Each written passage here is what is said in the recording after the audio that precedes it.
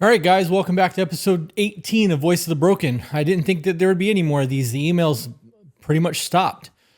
Came in this morning, checked the folder where our screeners put our emails, and there was some files here. So we're going to jump into this. I'm very grateful that episode 18 is happening. I'm very excited to see where this is going to go. If you guys would like to have your story read on the podcast, please send us an email at tobetterco@gmail.com.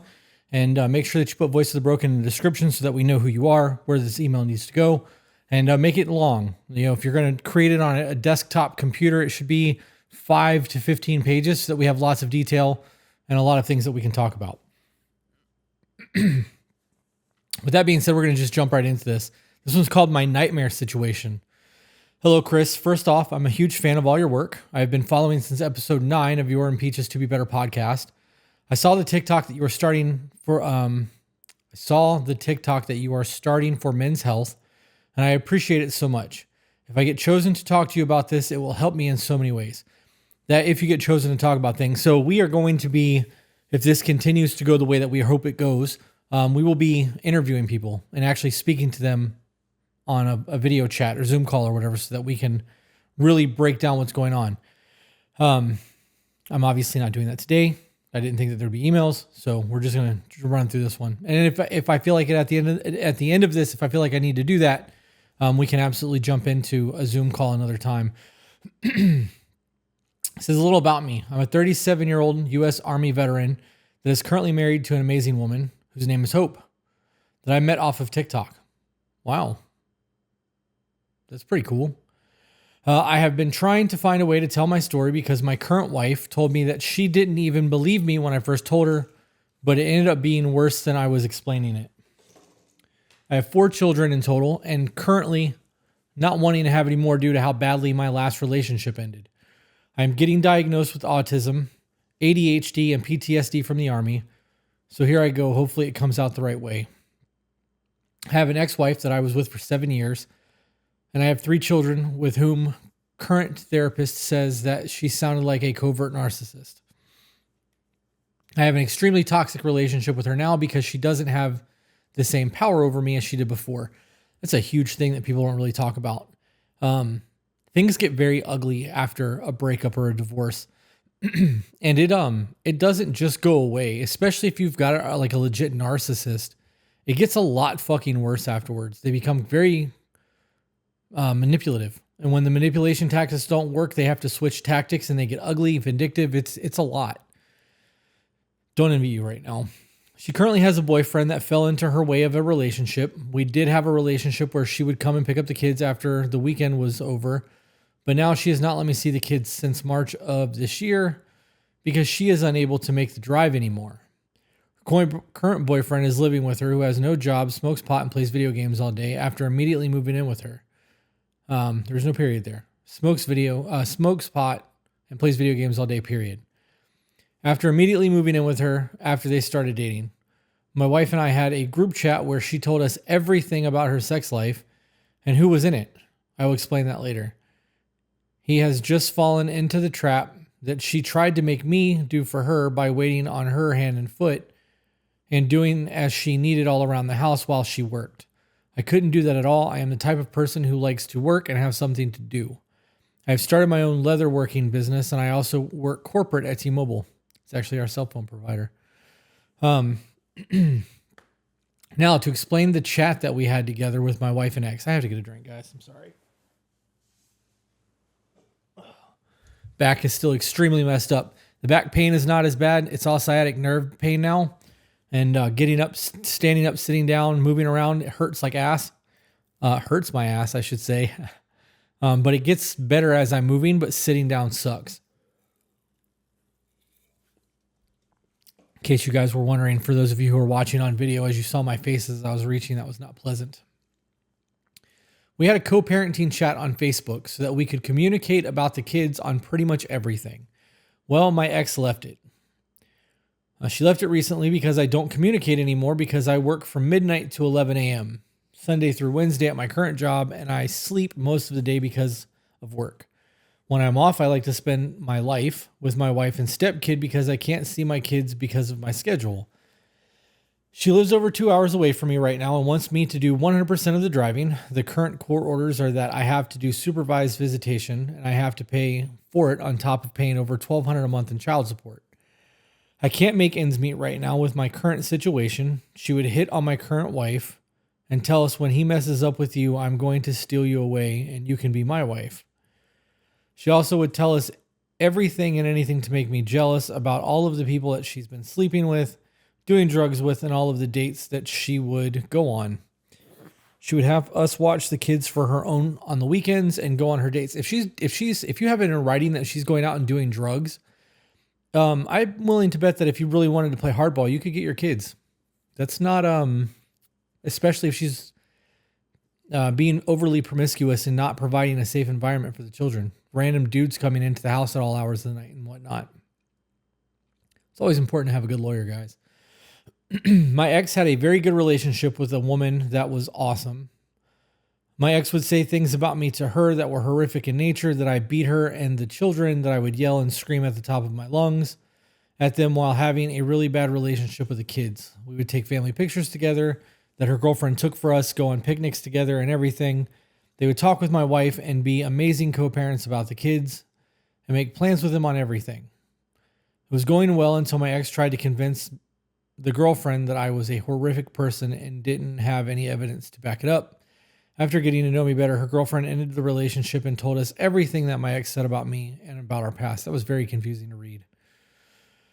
While I was with my ex, she made me believe that everything was my fault for working a 12-hour shift at night and coming home and sleeping and not spending time with the kids. That is your fault. I don't see why that's not your fault. So we don't do victim mentality. You guys know that. So we're going to call a spade a spade. You chose to work a night shift, a 12-hour night shift. So you come home and sleep to go to work again for the next 12-hour night shift is absolutely a choice, and it's a choice you made. So let's just own that. If you guys are in a situation like that, you don't like it, find another job. That's the beauty of being a human being. You can always find another job. I was throwing beds over my head for 12 hours a day for a company that was doing things the wrong way for months. I was throwing 97-pound beds over my head, 330 plus per night. I ended up throwing my back out so badly I couldn't move. I was bedridden for a year from being hurt so badly from the work that I was doing. Then it took me forever to get back to walking like a normal person again because of the pain I was in. I know that back pain. She made me feel like complete trash because I couldn't work due to the injury. How it ended was the icing on the cake. I had a group of people who were Nordic pagan like me that she would meet every other weekend to play D&D. She would hate me for going to play D&D with my friends and going... Wait a minute, what? Okay. I had a group of people who were Nordic pagan like me that would meet every other weekend to play D&D. She would hate me for going... Okay. She would hate me for going to play D&D with my friends and going to have fun for a change instead of working or completely dedicating my life to the housework and work. She thought that I was sleeping with two of the women that I was playing D&D with while I was there. I didn't want to give up on something that I had outside of the house that was not with direct family. I told her that I wasn't going to give it up, and she made me leave the house, leaving me homeless. The people that I was playing D&D with asked me to live with them so that I didn't have to live on the street. Okay. It's really important that you guys set boundaries in your relationship, and one of those boundaries needs to be based around self-care. I view D&D as a self-care thing. If you're going out once a week, one night a week where you're going to play Dungeons and Dragons with your friends, or you're going to go do a LAN party, or you have one night a week where you and like 6 of your friends get on Call of Duty or whatever it is, and it's just a one night a week thing, that's self-care. That's me time. That's healthy. If you're going to the bar and getting shit-faced drunk and driving home, like, that's a different conversation. But you guys should be setting boundaries early in a relationship about self-care and what that looks like to you, and making it very clear that you're not going to give up of those things to appease the other person. Because if you live in a normal routine and then the routine changes, they want to know why the routine is changing. That's normal human, function. If something seems out of line, we want to know why it's out of line. If something doesn't feel right, we want to know why it doesn't feel right. So establish that shit earlier on. Moving on. Now, things are entirely different because things are entirely different, period. I have a loving wife that I met on TikTok because I was cringy and posted a boyfriend application because of my current trend that was going around at the time.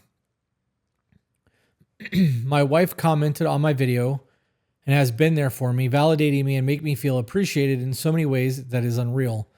We watch a podcast together and talk about everything and how they apply to us. But before I met her, I listened to the audiobooks while I worked on myself. I listened to the books Extreme Ownership, the Dichotomy of Leadership, the 10X Rule, 48 Laws of Power, and so many more, dedicating my life to making myself better every single day. All of those books are on a recommended reading list. Improving who I am as a person and making myself better. Something in the 10X Rule book stuck with me about going on as many dates in a year with different people, and if they don't check something off your list, get rid of them. My wife was the only person that was able to stay for a second date out of the 218 dates of different women. I was tired of dating apps, not working, and decided to shoot my shot on TikTok, and she found me. It's a lot of fucking dates. Most men struggle to get one. You got 218 in a year, Jesus. But still to this day, my ex has a way of making me feel like a bad father and a bad partner to my wife because of the things that she says in text messages about how I don't see the kids anymore, how I don't make time for them, and how I don't care about them at all. It's the way she says it and makes me feel like I don't have any control over anything with the kids. Well, she knows how to manipulate you, and she's going to do that. Now, you're the only one who knows if that's actually true because you know your feelings, not her. I definitely don't think that it's your responsibility to drive them to and from. I think one should pick up and one should drop off. Anyways, again, she lives over 2 hours away from me, doesn't do any of the transportation, and I work a bad shift. So fix that. That's a you choice. Midnight to 11 a.m., starting on Sunday morning to Saturday night. I know that I'm a good father because I am in therapy now. Being in therapy doesn't make you a good father. Being present makes you a good father. Being a good father makes you a good father. I'm doing something about my mental health, doing something about my physical appearance by working out and going to work and doing the right thing. But after a conversation with her, I don't want to exist anymore. How often do you actually see your kids? Her making you feel that way and you actually feeling that is because you know somewhere along the line you've dropped the ball and you're not doing enough. Somebody can't make you feel guilt. There's a truth there that makes you feel guilt. If somebody came up to me and said something about my marriage that was untrue, I'd be like, you're a fucking idiot. You don't know what you're talking about. Fuck off. And I'm not going to feel guilty about it. It doesn't matter who it is. It could be my adopted mom or my best friend. If it's not true, it's not true. If it is true and I feel a certain way about it, it's because it's fucking true and it hurt my feelings. So I'm curious how often you see your kids. I'm curious if you've gone to hire a lawyer to go back to court to try to reset up visitations so that one parent has to pick up and one parent has to drop off. I'm curious what you've done in that aspect. I'm so sorry for being too thorough and everything, but I know that you want the people that write you to be as thorough as possible. Even though we may not share the same faith, I do look forward to your videos with Peach about your relationship and how you both understand each other. I don't understand what that has to do with anything. Why would us having a difference in faith have anything to do with your ability to communicate and understand? I used to be a Norse pagan and I'm a Christian now, and I don't have any animosity towards people who have a different faith than I do. My faith is a relationship between me and my God. Yours should be the same. So our difference in relationship and faith has nothing to do with our ability to understand each other as men. Or, as you listen to the podcast, it shouldn't affect your ability to hear what we're saying. You can literally, when we say God, mentally picture your gods or change it for the universe. It doesn't have to be encroaching on your belief system. I do look forward to your videos with Peach about your relationship and how you both understand each other. Getting your take on this would mean a lot to me. And talking to someone who is outside of the relationship and not my therapist would be impactful. If you do get this, I appreciate you taking the time to read this email. I honestly look forward to hearing what you would like for me to make you or Peach out of leather. It would be pretty cool to make something for someone I look up to. You can send whatever to our PO box. You can get our PO box off of the To Be Better website. I gotta be honest, I'm on the spot. I don't know. This whole situation with your ex is your ex for a reason. You've decided to move on. You've got a new loving relationship. You're choosing to work the night shift, which is making it hard on your current family, is what it sounded like. And it's definitely making it hard on your other family that's 2 hours away from you. The option here is to find either a promotion in your job currently to get you on day shift, or find another job. I would reach out and start looking for family lawyers and find a lawyer who can get you a updated court agreement where you and your ex can sit down and have a newly laid out plan. If 2 hours is a long fucking drive, you shouldn't be required to pick up and drop off. You should be able to negotiate that she do one of those things. However, it also shouldn't be on her to pick up and drop off. That should be a 50-50 thing. That's where I'm at in all of this. All of the guilt and the shit that you feel and the issues that you're having because somewhere deep down you feel like you're failing. And if you felt like you were doing everything right as a dad and you felt like you were a good dad and someone was to say some shit like that, you would just tell them to get fucked. Like, in your heart who you are and what you're about. So that's my thoughts on that one. Let's do another one. It was only 15 minutes. Let's see. How long is this one? This one's 4 pages. All right. This one's called My Story for Voice of the Broken.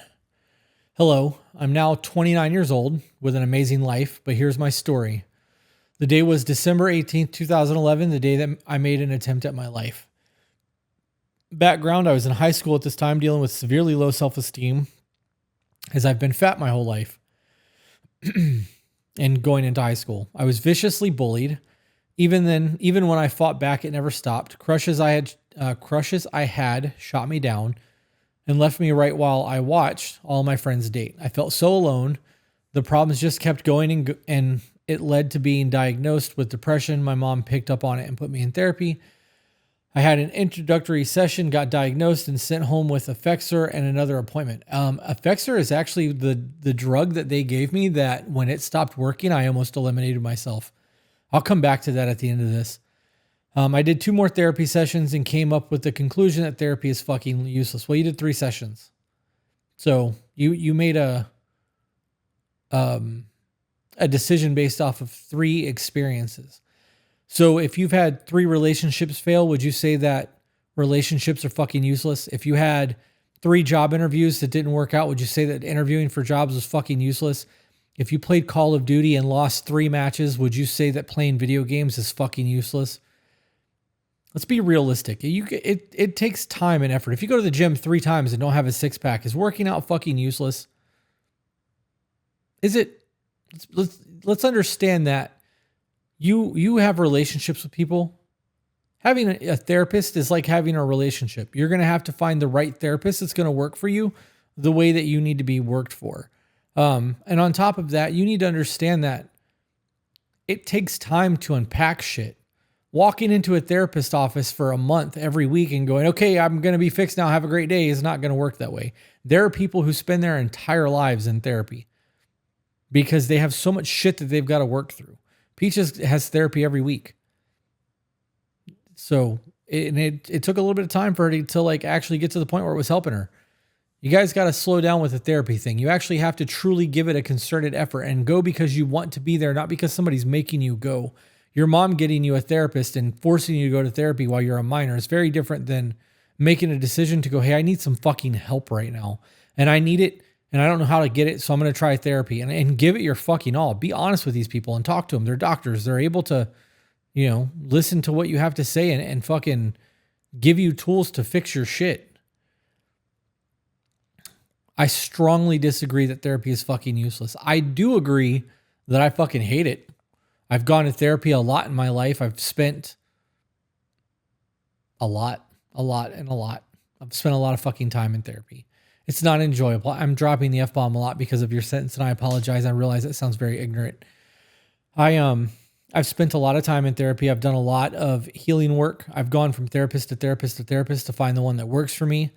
And because of the headaches that I've had with it and all of the issues, I will probably never do therapy again. But I know that if I ever got to the point where I was with my depression, I would 100% go back and do therapy. Now, there are other options that are coming about. If I was to seek out therapy right now, I would probably go to Oregon or Colorado and do psychedelic assisted therapy. Or I would go to Jamaica and take a week off and do a a psychedelic retreat where you get to go and do therapy and then reintegration in another country, that's completely disconnected from me. And that would be something that I would seriously consider, but that's a me thing. So, he goes on to say, I know you guys swear by it, and I'm not trying to knock therapy, but I believe therapy is useless for men. You're wrong. Why would therapy be useless for men? If you needed to know how to build a house, you would seek out somebody that knows how to build a house and you would ask them to teach you how to build a house. If you don't know how to work through your problems and you don't know how to talk to people and you don't know how to communicate and you don't know how to articulate your feelings to the people that you care about, how are you going to learn to do that if you don't have anyone to talk to or ask? You can go to YouTube, you can watch the To Be Better podcast. You can do things that's going to give you tips and tricks, but we don't know your situation. You're going to cling on to whatever you think you can apply to your life. Whereas if you go to therapy and you're truly honest with your therapist and give them all the information that you have, you're going to get direct information about your life from somebody who can give it to you. He then goes on to say, talking about it does nothing for us, and it is simply the illusion of progress while our lives don't change. And you were able to ascertain this from 3 experiences with a therapist. It's wild. As someone who was diagnosed with depression, I recognized the source of depression were rooted in my deficiencies, so that was what I started to work on. As talking about it on a couch just doesn't do it for men. You're wrong. You are absolutely fucking wrong. Now, should you absolutely go into the gym and start losing weight and trying to take care of your life? Yes. 100%, unequivocally, yes, that's what you should be doing. However, working through your emotional process and trying to get the tools to fix your mental is important. You could go and get as jacked as you want and still have eating disorders and depression, and you can get on fucking drugs and take steroids and get even bigger and think that you're just a fucking monster, and then feel lonely and depressed and not sleep properly at night and have a whole lot of childhood trauma that you've never worked through. There's a time and place for it. We have a better understanding of the human brain now than we've ever had in the history of humanity. And if you think that all of the studies and the work that's being done through psychology over the last 100 years is not a benefit, there's nothing that I can say that's going to make you believe that. But I believe that's a very, very flawed logic. It goes on to the next paragraphs and said bad choices in bold. With this conclusion, as a youngster, I decided to stop therapy and stop meds. Ironically, I felt better being away from all that and decided to address the deficiency I had, with the biggest one being my weight. Okay. I'm also going to go on a limb and say that I'm not a big fan of pharmaceutical drugs. I think that if you are seeing a psychiatrist or a psychologist, one of those prescribes drugs, I don't remember which one, and you decide that you're going to take them, you take them while going to therapy to work through your shit. It's a Band-Aid to get you through the healing process. It's not something that you should be on forever.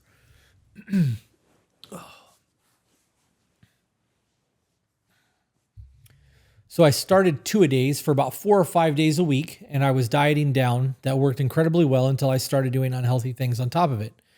As happy as I was with the progress, that wasn't enough, and I started to cut back on the calories as much that I was eating roughly 500 to 1,000 calories a day. And some days when the hunger wasn't bad, I would try to fast for 24 hours. My sleep suffered incredibly. School was difficult to stay on top of, although the grades were still good. I was the thinnest I ever was and feeling better. Like a fool, I thought this would magically fix a lot. Yeah, but you didn't work on your mental health. Catalyst. You're going to think this is pathetic, but my catalyst was such a stupid thing. It's now 2011, and with the holidays around, all the happy vibes, I had a crush at the time. It was bad. I was convinced I was in love, that I decided to pursue. I asked her out, and she said, hell yes. I finally thought all of my hard work was paying off and things were looking up. She calls me that later that night and tells me that she changed her mind and doesn't want to. I didn't even do anything wrong. December 18th, 2011. The next day I was done. That's it. I had nothing to live for, solving my biggest deficiency. Still got my heart broken and hurt. I had no meaningful friends. I was so paranoid in school, watching over my shoulder 24/7, waiting for the morons to ambush me so I can prepare to fight back. I had great parents, but they worked like crazy, so I was fairly alone. I grabbed a pillow, my iPod, and my dad's car keys and went to the garage. It was a 2008 Jeep Commander with the closed garage door. Started the engine, put the pillow right on the ground under the exhaust pipe outside of the car and laid down on the ground. My logic was I wanted to gas quicker and at a higher concentration. I put the iPod on my favorite playlist and went to sleep. I looked up that it takes someone approximately 90 minutes to die from carbon monoxide poisoning. All right. 4 hours later, I woke up. I was in the same spot with the same pillow, same playlist. At first, my initial reaction was that I was dead and this was some weird disassociating thing. I stood up, shut off the engine, threw out the pillow, and walked outside to the fresh air. It was the biggest moment of clarity I ever had in my life. At this moment, I created a new mantra to where I have to focus on my life, and ever since. I apologize for the profanity, but this is how it was thought. Nobody gives a fuck about you as a man. You're responsible for you. Nobody's coming to save you. Nobody's coming to help you.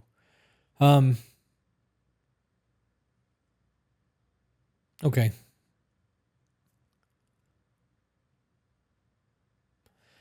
You're going to achieve your dreams and bury all those motherfuckers with success. All of them. I did some research sometime later and discovered that the reason I didn't die was because most modern cars emit mostly methane compared to carbon monoxide. Only side effects I got after I walked out the garage was one episode of vomiting, and that's it. Ate a lot of yummy pizza after throwing up and went to bed for a good night's sleep. So it just turned 2012 and I'd spent the entire year solely focused on me. Although I still saw friends here and there, I cut down on social life by like 80%. I learned how to be content by myself. It's a lesson that I'm still practicing even today. I spent that last year in high school just trying to maximize my life outside of school. I graduated in 2013 and went to my state university after that so I could stay home. From 2013 to 2018 were what you would expect of a typical college experience. Did a lot of drinking, went to a lot of parties, ended up gaining a crap ton of weight, and became the heaviest I had ever been. Although it was mentally rough to deal with that, I never reached the same level of depression I did in 2011. Well, that's kids are cruel, man. And the bullying shit changes as you're an adult. The real development happened at the end of 2018. I graduated college, and my entire family, including myself, moved to South Florida. At this point, I completely left my old environment and had entered a brand new one. I had a chance to write myself into a brand new person. COVID was actually a productive time in my life. I used that time to study it for medical school entrance exam, and I did very well. I studied when I woke up, went to work all day, and would come home, study until I went to sleep. And I did that for 4 months consecutively before I took the exam.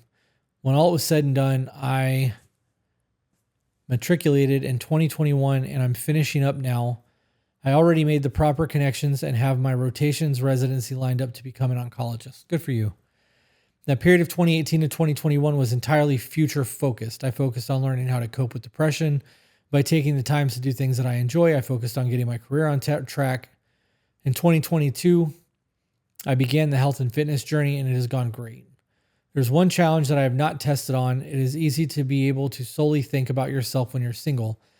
I'm entering that next era of my life where I've been thinking more about settling down and finding a wife. The challenge that I foresee is that you can't be selfish in a relationship like that. I've used selfishness as a coping mechanism, and it has worked for me ever since that day in 2011. But I'm worried this coping mechanism will not work with the confines of a serious relationship / marriage. There are so many mental issues that come with being overweight. It comes in the form of extremely negative thoughts towards oneself and crippling self-esteem, on top of the physical health problems that come with it.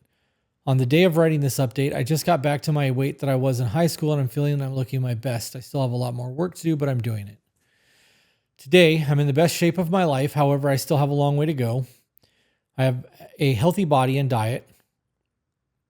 I am in my final year of schooling and becoming a doctor, which has been my dream. Next year, I go off to residency, and I have designated my specialty to be oncology. I've had many relationships and experiences, although I am currently single. All the knowledge I have learned about relationships, plus watching the To Be Better podcast, has gotten me prepared for finding that special lady to be a wife. Learning to be a doctor, I do believe the medication aspect of treating depression, as I learned how the drugs and illness worked. However, I still have the same view of therapy being useless. Sorry, bro, I'm just speaking my opinion. It's okay. You can have your opinions. And I have mine. We can disagree and disagree. It's fine. It also helps finding out every single one of the kids I viciously bullied me are all working dead-end jobs. A couple of them have STDs, children out of wedlocks, living paycheck to paycheck, etc. I know it sounds like I got nerd revenge trope, but I can't deny it feels good. That part still affects me today, and not even a thing that actually happened. The part that still affects me today is not even a thing that actually happened.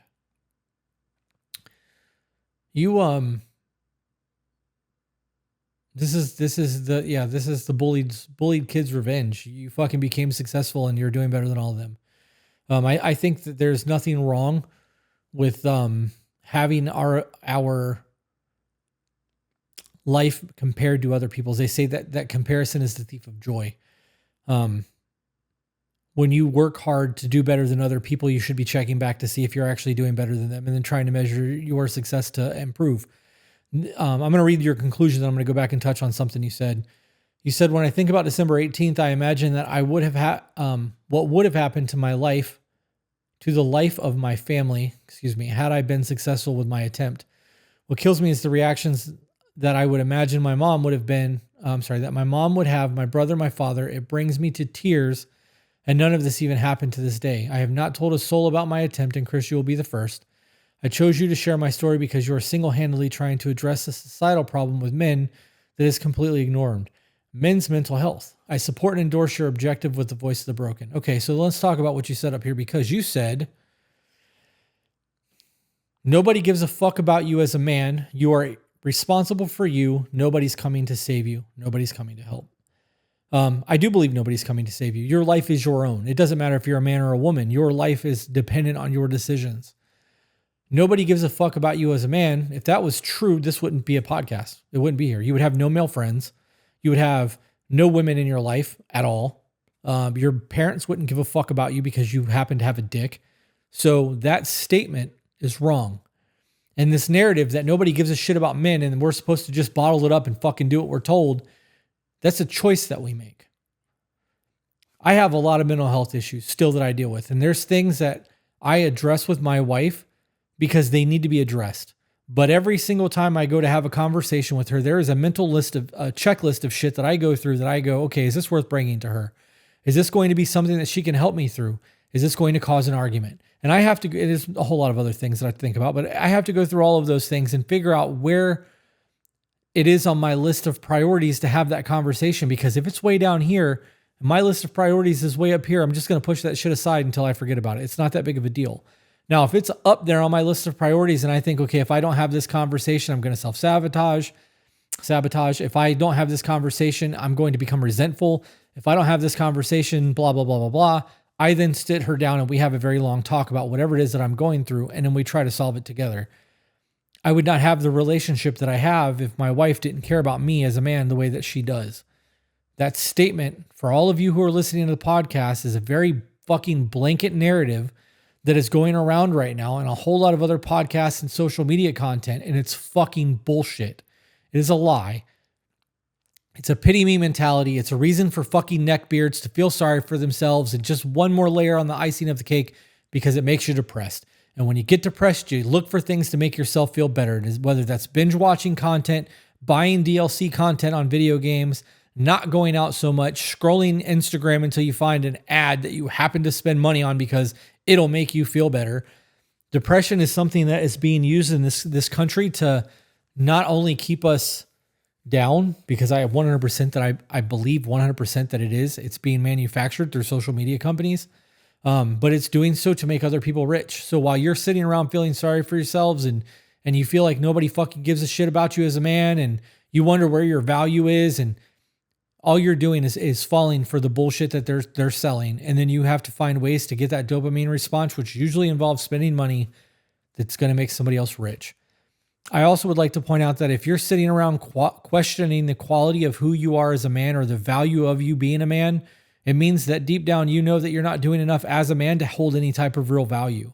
I know that I have value in life. I know that any social circle that I go to, I'm going to bring something to the table that other people don't, whether it's brutal honesty, whether it's a motivated outlook to succeed, whether it's compassion when one of my brothers are going through something, or a word of advice that could lift somebody up who's struggling in school, whatever it could be. I'm going to find something of value to impart on other people so that I can make the society around me better. Therefore, I have value. I am not just a paycheck. I'm not just a podcast. I'm not just a father or a husband. I am a multifaceted individual who wants to inspire and bring some sort of value to the lives of others while I exist on this planet. And that's a fucking choice. I could come on here, talk about how dope my relationship is, how great my sex is, how much money I fucking make, about my businesses and all my awards that I won tattooing and my fucking expensive cars, and I can show off my expensive bourbon and my fancy cigars and my, $30,000 watches and all that fucking nonsense. And it's all bullshit. All that is to do is to make my ego get stroked, make you envious of the shit that I have because of what you can see, so that you can fucking go watch my videos to get that dopamine hit to be like, I want to be like that motherfucker. Don't be like me, be like you. Do the best that you can. My relationship is fucking incredible. And that's where my value comes in life. I am providing a life to that woman that she would have otherwise not had. I'm providing new value to the children that are in my life because of it. And I am being enriched tenfold because of what I'm dumping into them. We are 36 minutes in. I'm not going to make long episodes about this. So that was two emails. I'm going to go ahead and dump this into the recorded folder. It looks like I've got one left. Let's see how long this is. This is another 5-page. I think I'm going to leave this so that I can do another 5-page. I'm going to leave this. Guys, if you like what I'm doing with the Voice of the Broken and you want to have your email read, send that email to tobebetterco@gmail.com. If you would like to follow my personal my personal TikTok account, Voice of the Broken Podcast, that's me.